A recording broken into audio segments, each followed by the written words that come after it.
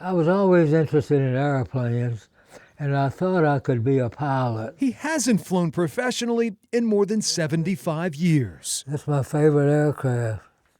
See how pretty it is? But Domenick D'Adamo still admires the Wild Blue Yonder. The job was so important to me, and I just wanted to make sure that I did it right. The 100-year-old Richmonder who grew up on Hanover Avenue. Well, these are my two brothers, and that's me.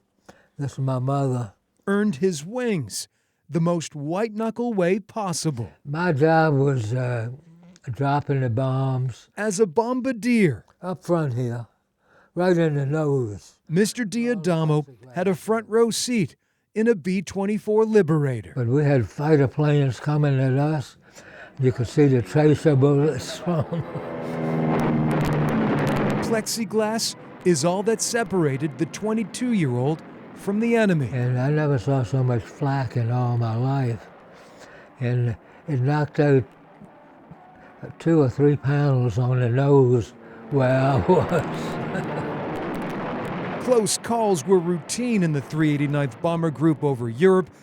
So was watching other bombers fall out of the sky. I saw my first plane go down in flames, you know, and that kind of upset me on my first mission. Well, I just couldn't believe it. We saw a few parachutes come out, but that was all. Captain D'Adamo flew 22 missions during the war. None more harrowing than the infamous Ploesti raid. The chimneys were 212 feet tall, so they wanted us to go in at 250 feet, so we wouldn't hit those. 177 B-24s roared over Romania on August 1st, 1943. The target, massive refineries. Well, that was Hitler's main source of oil.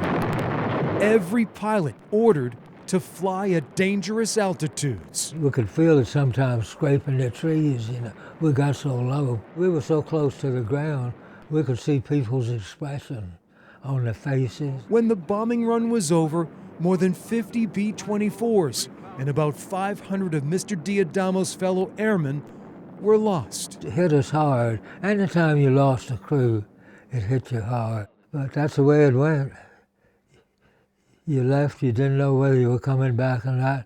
It finally didn't bother you. It didn't make any difference. He lived through one of World War II's most daring missions. That's me. We were flying through the Strait of Gibraltar. Now, this Bombardier is one of the last living survivors. It made the news pretty good, and some people still talk about it. How are you? Fine, thank you. This Veterans Day, people are not forgetting his sacrifice. And I thank you. Well, thank you, It's sir. very generous to do this, Well, it's your day. His hospice nurses pay tribute and I appreciate it.